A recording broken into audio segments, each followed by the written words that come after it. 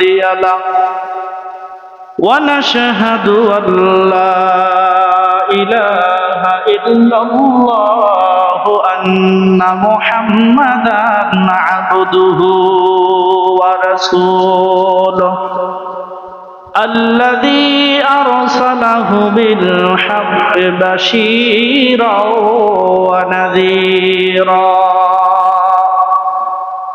وداعيا إلى الله بإذنه وسراجا منيرا فقد قال الله تعالى في كلامه المجيد والفرقانه الحميد أعوذ بالله من الشيطان الرجيم بسم الله الرحمن الرحيم وإذ يمكر بك الذين كفروا ليثبتوك أو يقتلوك أو يخرجوك ويمكرون ويمكر الله والله خير الماكرين وقال الله تعالى في شان حبيب صلى الله عليه وسلم يا أيها الذين آمنوا صلوا عليه وسلموا تسليما اللهم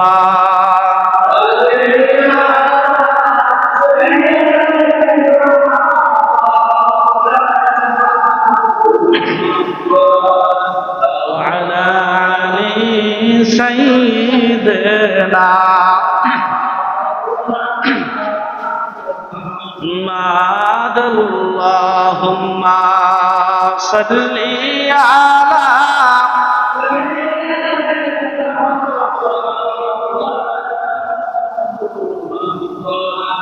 وعلى آل سيدنا مولانا محمد বাড়ি বাড়ি কররে মা এই বাড়ি তো তোমার না আসল বাড়ি কবর দেশে চিন্তা করে দেখো না আল্লাহুম্মা সাল্লি আলা মাওলানা মুহাম্মদ وعلى آل سيدنا مولانا محمد আসছো একা যাইবা একা সঙ্গে কেহ যাবে না বুকু ভাসাইয়া কাঁদবে সবাই রাখতে কেহ পারবে না আল্লাহুম্মা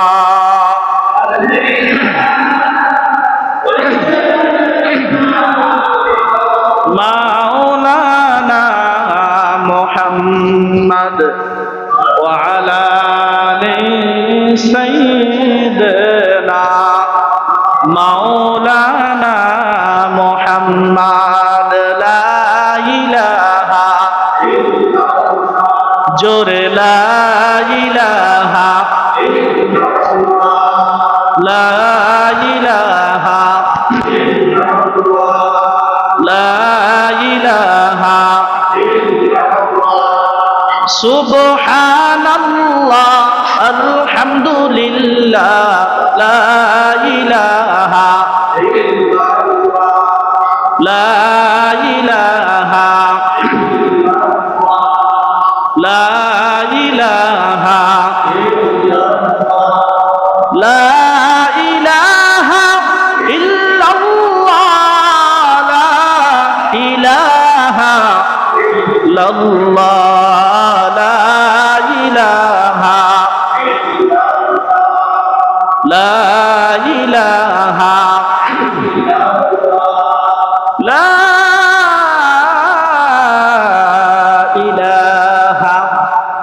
ইল্লাল্লাহু মুহাম্মাদুর রাসূলুল্লাহ সাল্লাল্লাহু। আলহামদুলিল্লাহ, আল্লাহ পাকের দরবারে লক্ষ কোটি শুকর ও সুজুদ যে রব্বুল আলামিন দীর্ঘ এক সপ্তাহ পরে আপনাকে আমাকে নেক হায়াত দারাজ করে রব্বে কারীমের কুদরতি কদমে সেজদা করার জন্য মহান আল্লাহ তার ঘরে আসার তৌফিক দান করলেন। এজন্য আপনারা খুশি না বেজার? মন চাইলেই এখানে আসা যায় না, ঠিক কি না জোরে বলেন? আল্লাহ যার উপরে দয়া করেছে, আর আল্লাহ বলছেন আমি যেই গোলামের উপরে, যেই বান্দার উপরে দয়া করি, ওই বান্দাকে সর্বপ্রথম আমি আল্লাহর গোলামি করার তৌফিক দান করি। জোরে বলেন সুবহানাল্লাহ। কাজী যারা আমরা আল্লাহর গোলামি করতেছি, আল্লাহ আমাদেরকে দয়া করছেন পরে, তারপরে আমরা গোলাম হইতে পারছি, ঠিক কিনা জোরে বলেন? আর না হয়তো কাফের মুনাফিক নাফরমানের কাতারে আমাদের নাম উঠে যেত, ঠিক কিনা জোরে বলেন? এজন্য মহাগ্রন্থ, মহাবিশ্বের বিস্ময়কর গ্রন্থ কালামুল্লাহ শরীফ থেকে আমরা কথা শুনবো। আপনারা রাজি আছেন সবাই? শুধু শুনবো না মানবো? জোরে বলেন, শুনবেন না মানবেন? শুনবো, তারপরে কি করব? মানবো। হুজুরের মনে হয় মানার দরকার নাই নাকি? হুজুরের মানা লাগবে? হুজুরের মানা লাগবে না? আল্লাহ পাক রব্বুল আলামিন কোরআন শরীফের মধ্যে আজকে সূরা সাফের থেকে আলোচনা করব। সূরা সাফ, সূরা সাফ কোরআন শরীফের সূরা 61 নম্বর সূরা থেকে, সূরা আস-সাফ থেকে আলোচনা করব। 60 নম্বর সূরা। আল্লাহ পাক রব্বুল আলামিন এখানে কিছু বৈশিষ্ট্য দান করছেন। এই কোরআনের কথা বলতে গেলে কিছু মানুষের পক্ষে যাবে, কিছু মানুষের বিপক্ষে যাবে, ঠিক কি না জোরে বলেন? এখন যাদের বিপক্ষে যায় তারা যদি আমাকে শত্রু মনে করে, কোনো লাভ আছে? কথা বলেন। আমি তো শুধু আল্লাহর কথাগুলোকে কি করছি? পুনরাবৃত্তি করলাম, জানাই দিলাম, ঠিক কি না বলেন? মনে করবেন এটা হুজুরের কথা নয়, এটা আল্লাহর কথাই বলতেছে, ঠিক কিনা? আল্লাহ রাব্বুল আলামিন কোরআন শরীফের মধ্যে সূরা সাফের ভিতর আল্লাহ শুরু করছেন।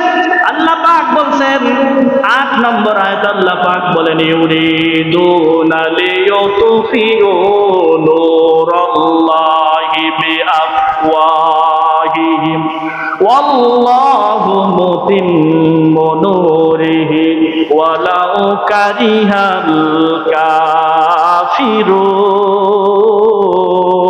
কাফিরুন। জোরে বলেন আল্লাহু আকবার। আল্লাহ রাব্বুল আলামিন কোরআন শরীফের মধ্যে বলেন ইউরিদুনা, ওরা কি চায়? ওই সকল কাফের মুশরিকরা, মুনাফিকরা কি চায়? ইউরিদুনা লিয়ুতফিউ নূরাল্লাহ, আল্লাহর নূরকে ওরা মুখের ফু দিয়ে নিভাইয়া দিতে চায়।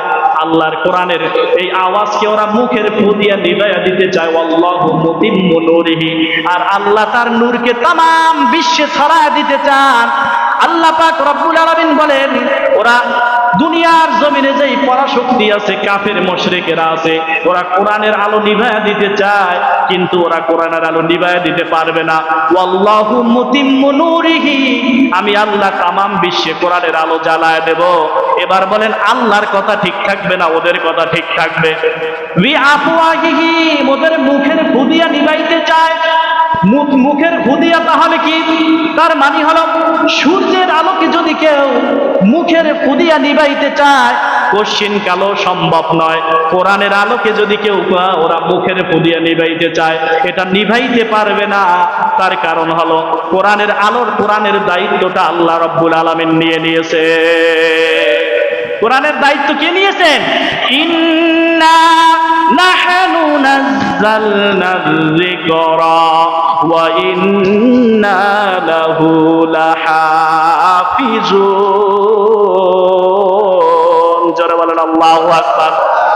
আল্লাহ রাব্বুল আলামিনের কোরআন বলতেছে এই কোরআনের দায়িত্ব আমি দুনিয়ার কোনো মানুষের উপরে ছেড়ে দেই নাই।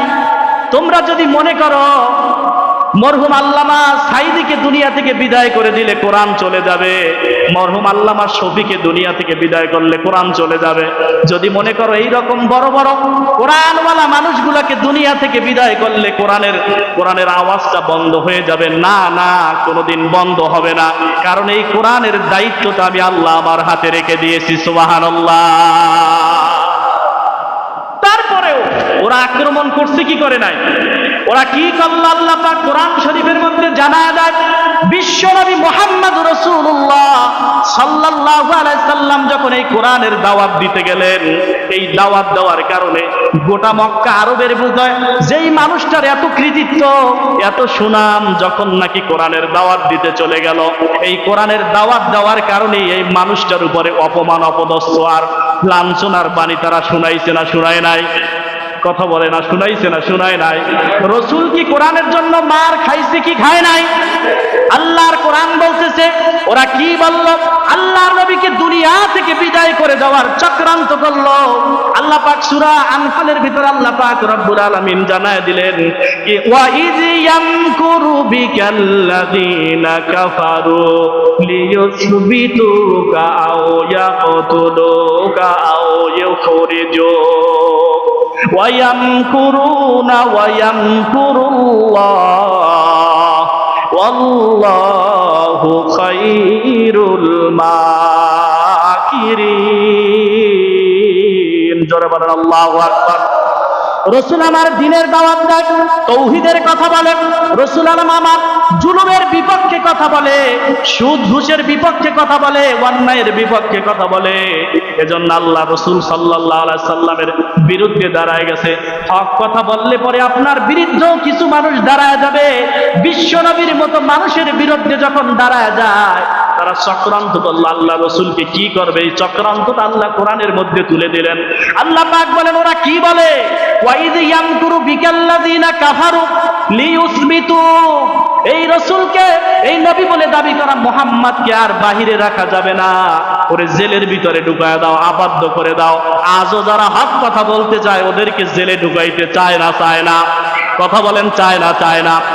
উতবা, সাইবা, ওলীদ ইবনে মুগীরা আর আবু জাহেল, বড় বড় কাফিররা যেই চক্রান্ত করলো রসুলের শানে, ওই চক্রান্তটা আল্লাহ কোরআন শরীফের মধ্যে তুলে দিয়েছেন।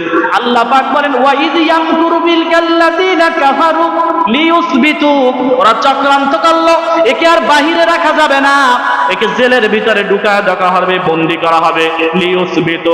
আবার কেউ কেউ বলল না, তাতে হবে না, ওয়াইয়াকতুলু, তাকে হত্যা করো। ওয়াইয়াকতুলু, তাকে কতল করতে হবে। আবার কেউ কেউ প্রস্তাব রাখলো শুধু হত্যা করবে না, কেউ কেউ প্রস্তাব রাখলো না, ওয়াইদ ইয়ামকুরু বিকাল্লাযীনা কাফারু লিইউসবিতুকা আও ইয়াকতুলুকা আও ইউখরিজুক। এই সমাজ থেকে, এই রাষ্ট্র থেকে ওকে বাহির করে দেওয়া হবে। এই সিদ্ধান্ত নিয়ে যখন বলেন ওরা চক্রান্ত করতেছে আল্লাহ রসুলকে দুনিয়া থেকে বিদায় করে দেবে, সিদ্ধান্ত সেটেল হয়ে গেল, সব থেকে দুনিয়া থেকে বিদায় করাটাই ভালো হবে।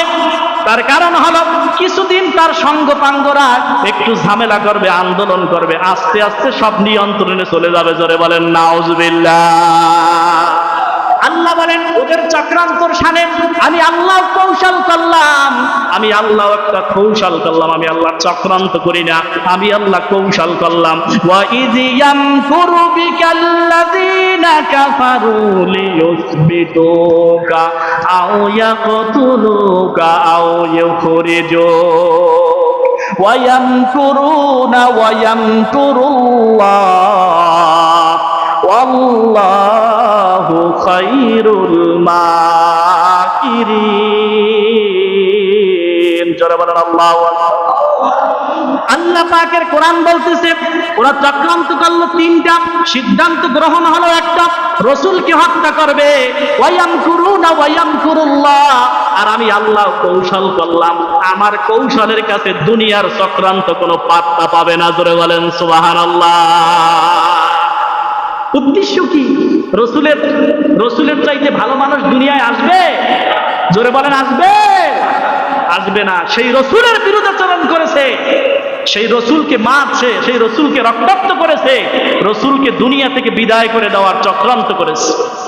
সিদ্ধান্ত সেটেল হয়ে গেল। আল্লাহ বলেন আমার কৌশল, আমি আল্লাহ রাব্বুল আলামিনও কৌশল করলাম। ওরা এক এক গোত্র থেকে এক একজন বাছাইকৃত সৈন্য জোগাড় করে দিল।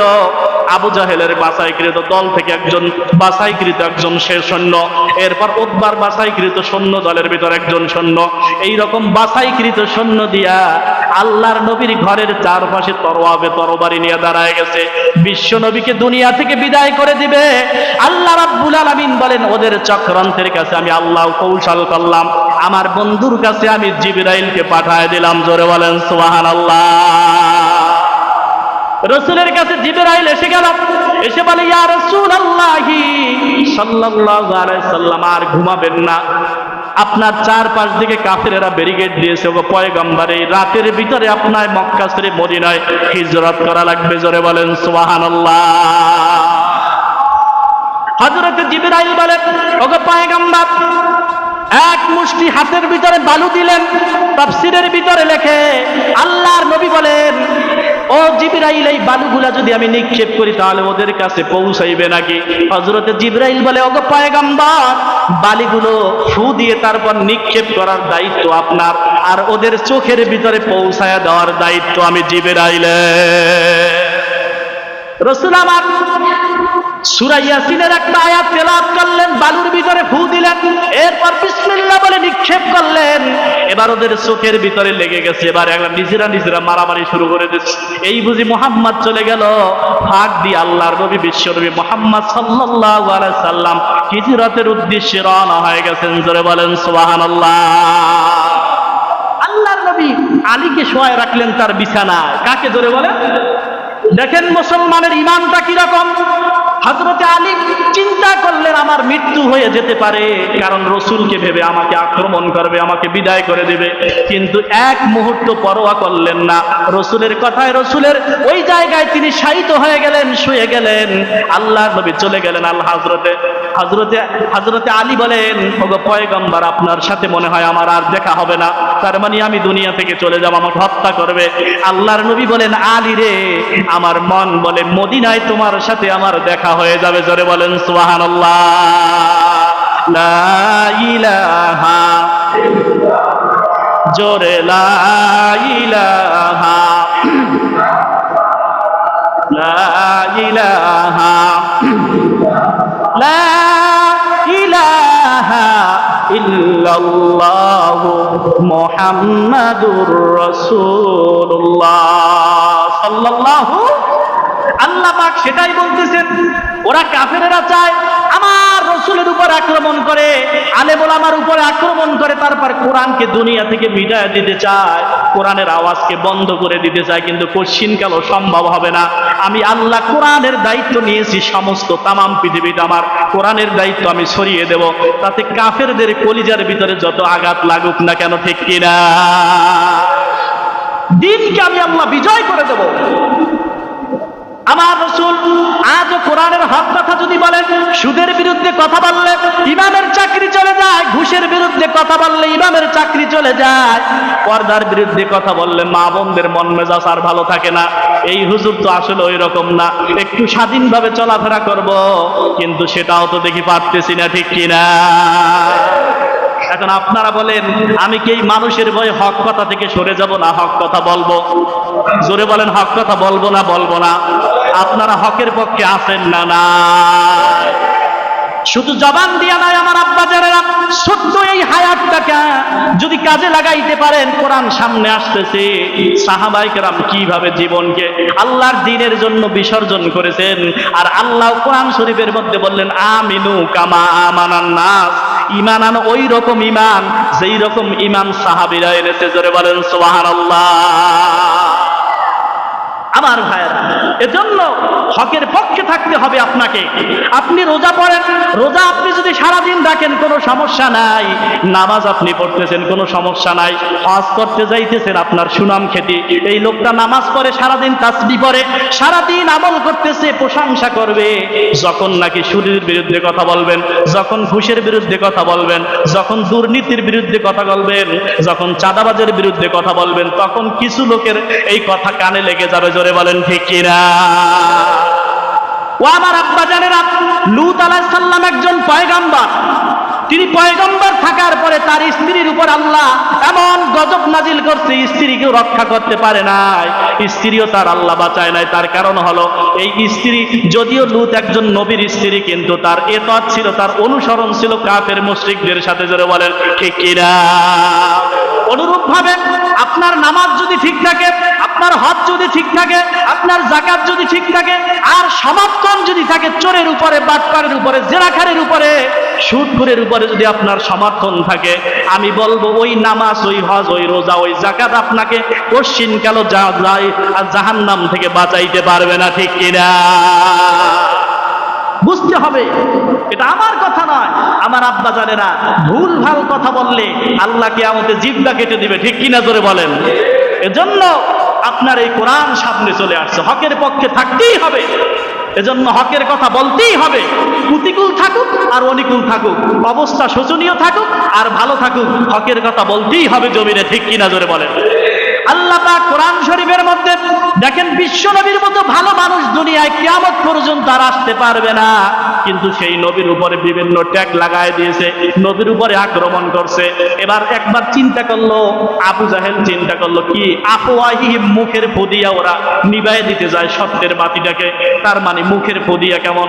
এই কোরআন সম্পর্কে সমালোচনা করে, যেই ব্যক্তি হকের কথা বলে তার সম্পর্কে সমালোচনা করে, রসুল হকের কথা বলে, কোরআনের কথা বলে, রসুল সম্পর্কে সমালোচনা করে।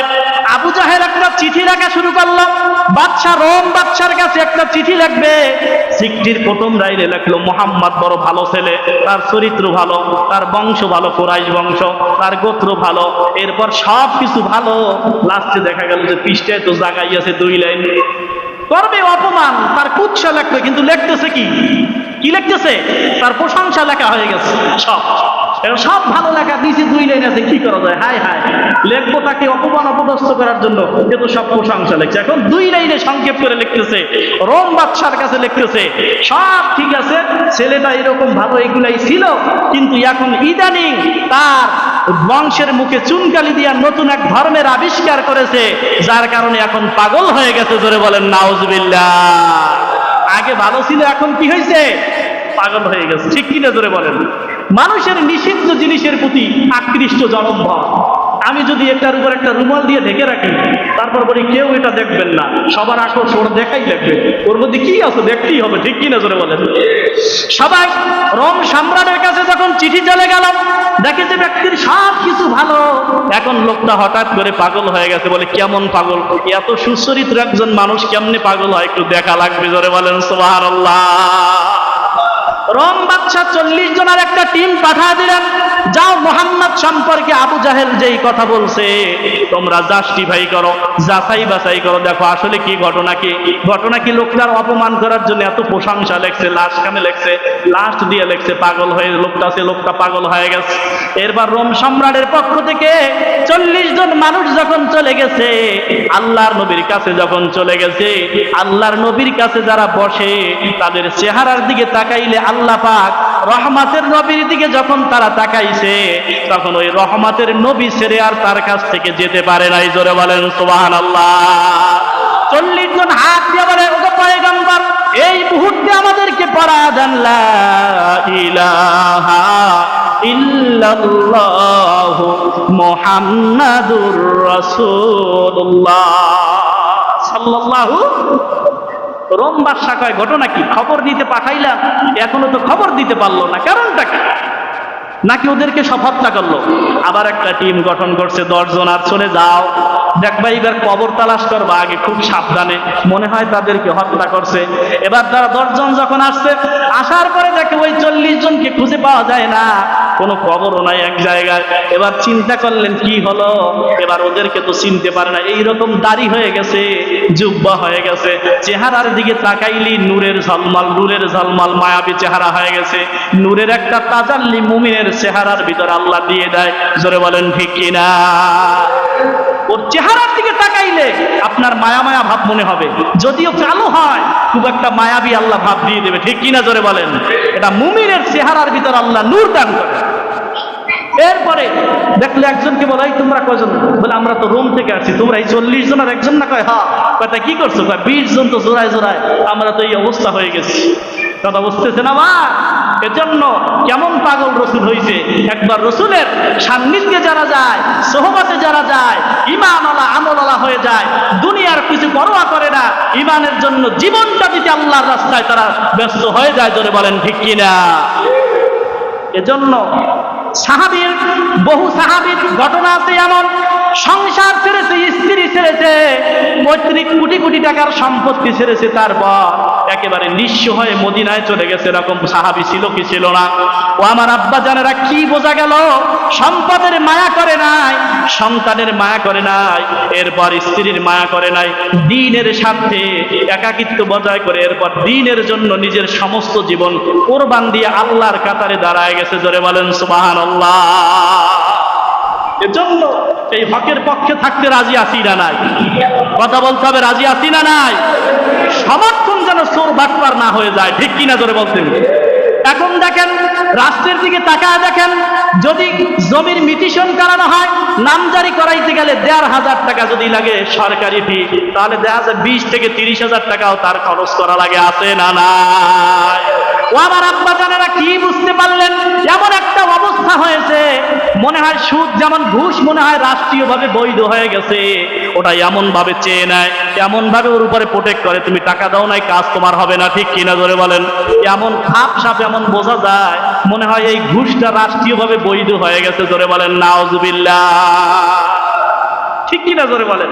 এজন্য আপনাকে আমাকে সচেতন হতে হবে, ইসলামের জন্য কাজ করতে হবে, কোরআনের জন্য কাজ করতে হবে, ঠিক কিনা? জোরে বলেন। এজন্য কোরআনওয়ালা হইতে চাই কি চাই না?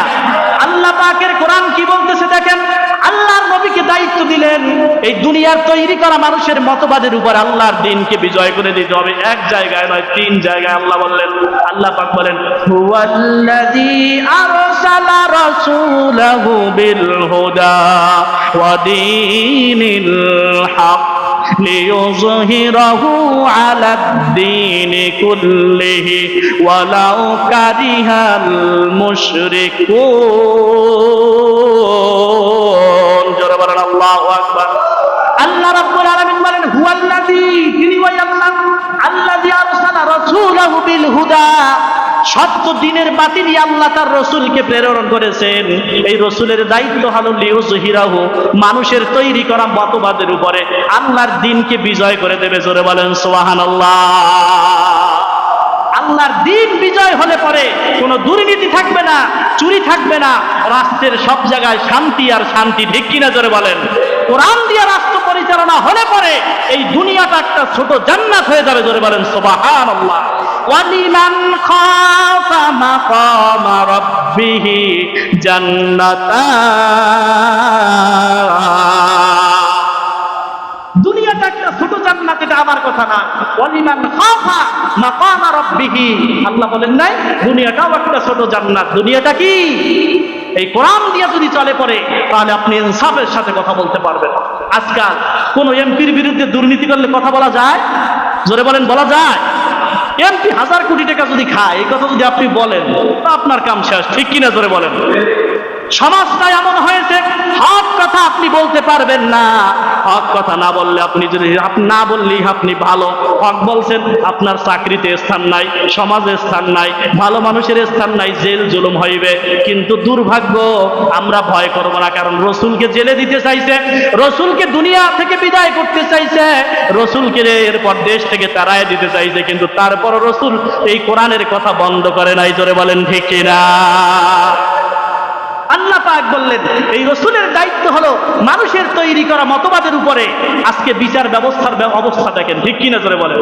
আহা, কত করুণ অবস্থা! শিশু কিশোর, একেবারে শিশুদেরকেও ধর্ষণ করা হয়, ঠিক কিনা? জোরে বলেন। আজকে যদি শরিয়া আইন অনুপাতে নির্দিষ্ট ব্যক্তিকে ওই বাইতুল মুকাররমের সামনে যদি এরপর ফাঁসিতে ঝুলায় অথবা শির উচ্ছেদ করে দুনিয়া থেকে বিদায় করে দিত, অন্য কোনো মানুষ এইরকম এই শিশুদেরকে নির্যাতন করার দুঃসাহস দেখাইতে পারত না, ঠিক কিনা? ভাইরা আমার জন্য বুঝতে হবে, সমাজ কোরআনের আইন তারাই চায় না যারা দুর্নীতি করতে চায়, ঠিক কিনা? জোরে বলেন। কারণ কোরআনের আইন করলে পরে সুদ খেতে পারবে না, ঘুষ খেতে পারবে না, জিনা ব্যভিচার করতে পারবে না, অবৈধ দখলদারিত্ব করতে পারবে না। এই জন্য কোরআনের আইনের বিরোধিতা করে। আল্লাহ পাক বললেন আমার রসুলকে পাঠাইছি আমি এজন্য মানুষের তৈরি করা মতবাদের উপরে আল্লাহর দ্বীনকে বিজয় করে দেবে জন্য আমি রসুলকে পাঠাইছি। আর এই রসুলের এখন রসুল নাই, রসুলের এই দায়িত্ব আলেম ওলামারা করবে, হক্কানি আলেম ওলামারা। জোরে বলেন ঠিক কিনা? কারণ আল উলামা ওয়ারাসাতুল আম্বিয়া, আর আলেমগণ হলো নবীগণের ওয়ারিস। নবীগণের কি ওয়ারিস? আল্লাহ পাক রব্বুল আলামিন বললেন যদি তোমরা এই পথে থাকো, এই কাজ করো, তাহলে তোমাদের জন্য কি পুরস্কার? আল্লাহ পাক বলেন ইয়া আইয়ুহাল্লাযীনা আমানু হাল আদুল্লুকুম আলা তিজারাতিন তুনজিকুম মিন আযাবিন আলীম। জোরে বলেন আল্লাহু আকবার। এবার আল্লাহ কি বলতেছেন দেখেন, আল্লাহ রসুল মাইর খেয়েছে এই কথা বললেন, দিনের প্রচেষ্টার জন্য দেশ ত্যাগ করলেন, জেলের ভিতরে গেলেন, পাথরের নিক্ষেপ আঘাত খাইলেন। এরপর রসুলের যেই কাজটার পরে আল্লাহ ডাকতেছে ইয়া আইয়ুহাল্লাযীনা আমানু, হে ঈমানদার বান্দাগণ, দেখো আমার রসুল কত কষ্ট করেছে দিনের জন্য, দিন প্রতিষ্ঠার জন্য কত কষ্ট করেছে। এবার আল্লাহ ডাকতেছেন ইয়া আইয়ুহাল্লাযীনা আমানু, হে ঈমানদার বান্দাগণ, হাল আদুল্লুকুম, আমি কি তোমাদেরকে এমন একটা কথা বলবো না, এমন একটা পথ দেখায় দেব না, আলা আদুল্লুকুম আলা তিজারাতিন, যেই কাজটা করলে পরে তোমাদেরকে আল্লাহ রাব্বুল আলামিনের কঠিন যন্ত্রণাদায়ক শাস্তি থেকে তোমাদেরকে মুক্তি দান করবে। সুবহানাল্লাহ।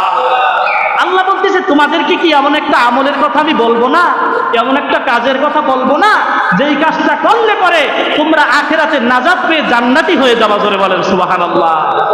এই কথাটা কেন বললো?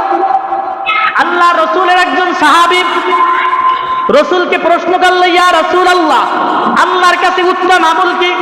আল্লাহর কাছে প্রশ্ন করল, আল্লাহ রসুলের কাছে প্রশ্ন করল ইয়া রাসূলুল্লাহ সাল্লাল্লাহু আলাইহি ওয়াসাল্লাম, আহাব্বুল আমালি ইলাল্লাহ, আল্লাহর কাছে উত্তম আমল কি, আল্লাহর কাছে প্রিয় আমল কি? আল্লাহ রসুল এই হাদিসের মধ্যে তিনটা কথা বললেন। এক নাম্বার হলো আসসালাতু আলা ওয়াক্তিহা, প্রথম নাম্বার আল্লাহর কাছে প্রিয় আমল হলো ওয়াক্ত মতো সালাত আদায় করা। জোরে বলেন সুবহানাল্লাহ। দ্বিতীয় নাম্বারে সুম্মা ইউকাল, সাহাবা বলেন এরপরে কি আমল আল্লাহর কাছে প্রিয়? আল্লাহর নবী বললেন এরপর বিররুল ওয়ালিদাইন, পিতামাতার খেদমত করা, এটা আল্লাহর কাছে প্রিয় আমল। তৃতীয় নম্বরে সাহাবী বললেন এরপর তৃতীয় নম্বরে আল্লাহর কাছে প্রিয় আমল হলো জিহাদু ফি সাবিলিল্লাহ। জোরে বলেন সুবহানাল্লাহ। আল্লাহর রাস্তায় যদি কেউ জীবন দিতে পারে, এই আমলটা আল্লাহর কাছে প্রিয়। আল্লাহ এখানে এই কথাই বললেন ইয়া আইয়ুহাল্লাযীনা আমানু, হে ঈমানদার বান্দাগণ, হাল আদুল্লুকুম, আমি কি তোমাদেরকে এমন একটা কাজ করতে বলবো না, আলা তিজারাতিন তুনজিকুম, যেই কাজটা করলে পরে তোমরা জাহান্নামের আযাব থেকে মুক্তি পেয়ে যাবা। জোরে বলেন সুবহানাল্লাহ। এখন কাজটার কথা কি আমি বলবো আপনাদেরকে? জোরে বলেন বলবো? আল্লাহ দ্বিতীয় নম্বরে জানাই দিলেন তুমিনুনা বিল্লাহি ওয়া রাসূলিহি ওয়া তুজাহিদুনা ফি সাবিলিল্লাহি বিআমওয়ালিকুম ওয়া আনফুসিকুম, যালিকুম খায়রুল লাকুম ইন কুনতুম তা'লামুন। আল্লাহু আকবার। আল্লাহ রাব্বুল আলামিন বলেন এই আমলটা হলো এই তুমিনুনা বিল্লাহি ওয়া রাসূলিহি, তোমরা আল্লাহর উপর ঈমান আনবা আর তার রাসূলের উপর ঈমান আনবা। এরপর ওয়া তুজাহিদুনা ফি সাবিলিল্লাহি বিআমওয়ালিকুম ওয়া আনফুসিকুম, তোমার জান এবং মাল দিয়া আল্লাহর রাস্তায় জিহাদ করবা। জোরে বলেন সুবহানাল্লাহ। কয়টা জিনিস লাগবে? জোরে বলেন কয়টা জিনিস দিয়া? প্রথম নাম্বার জান দিয়া, প্রথম নাম্বার মাল দিয়া, তারপর দ্বিতীয় নাম্বার জান দিয়া। এই দুইটা জিনিস দিয়া আল্লাহর রাস্তায় জিহাদ করবা। যদি আল্লাহর রাস্তায় জিহাদ করতে পারো তাহলে আল্লাহ পাক তোমাকে এমন জান্নাতে প্রবেশ করায় দেবে যেই জান্নাতের তলদেশে ঝর্ণাধারা আছে, যেই জান্নাতে যা চাইবা তাই পাইবা। তোমার চক্ষু যা দেখে নাই, তোমার অন্তর যা চিন্তা করতে পারে নাই, এমন জান্নাত আমি আল্লাহ রাব্বুল আলামিন তোমাকে দান করব। সুবহানাল্লাহ। আল্লাহ পাক বলতেছেন দুইটা সূরা আত-তাওবার ভিতরে 111 নম্বরে আল্লাহ বলতেছেন কি? আল্লাহ পাক বলেন ইন্নাল্লাহা হাশতারা মিনাল মুমিনিনা আনফুসাহুম ওয়া আমওয়ালাহুম বিআন্না লাহুমুল জান্নাহ। আল্লাহ পাক বলেন ইন্নাল্লাহ, নিশ্চয়ই আমি আল্লাহ হাসতারা ক্রয় করে নিয়েছি। ইন্নাল্লাহ হাসতারা মিনাল মুমিনিনা, মুমিনদের কাছ থেকে ক্রয় করে নিয়েছি আমওয়ালাহুম, তাদের সম্পদ, ওয়া আনফুসাহুম ওয়া আমওয়ালাহুম, তাদের জান এবং সম্পদ আমি আল্লাহ ক্রয় করে নিয়েছি। বিআন্না লাহুমুল জান্নাত, আমার জান্নাতের বিনিময়ে ক্রয় করে নিয়েছি। জোরে বলেন সুবহানাল্লাহ। আল্লাহ জানমাল ক্রয় করেছেন, মুমিনদের জানমাল কিসের বিনিময়? জোরে বলেন কিসের বিনিময়? জান্নাতের বিনিময়। এবার আমার প্রশ্ন, এই জানটা দিল কে আপনাকে? জানটা কে দিল? জোরে বলেন কে দিল জানটা? আল্লাহ দিয়েছে। আবার আল্লাহ বলেন আমি ক্রয় করে নিয়েছি, তার মানে কি হলো? জানটা আপনার না। মাত্র কিছু সময় আপনি যদি আল্লাহর রাস্তায়, যদি আল্লাহর সাথে বিকৃতি আদান প্রদানে যান, তাহলেও জানটা চলে যাবে। আর যদি মুশরিকদের সাথে চলেন, তাও জানটা চলে যাবে। আল্লাহ বলেন আমার সাথে যদি ব্যবসা করো, আমি আল্লাহ কিন্তু তোমার জান আর মাল নিব, আর বিনিময়ে আমার জান্নাত তোমাকে দান করব। সুবহানাল্লাহ। কথা বুঝতেছেন? আবার আল্লাহ বলেন ওটা আমার দেওয়া, তারপরে পরীক্ষা করতেছি, আমার হুকুমই বাহির হয়ে যাবে। আবার পরীক্ষা করি তোমার ইমানের মানদণ্ড কতটুকু, তুমি জান আর মাল আমার আল্লাহ রাস্তায় দিতে তুমি রাজি আছো কিনা, এটা আমি আল্লাহ দেখতে চাই। সুবহানাল্লাহ। আল্লাহর নবীর ছোট্ট ঘটনার সময় নাই। আল্লাহর নবী সাহাবী কিভাবে তিনি হযরতে জাফর ইবনে আবু তালিব, হযরতে জাফর ইবনে আবু তালিব কি তার ইমানের মানদণ্ডে দাঁড়াইছে। মক্কা থেকে চলে গেলেন মদিনায়।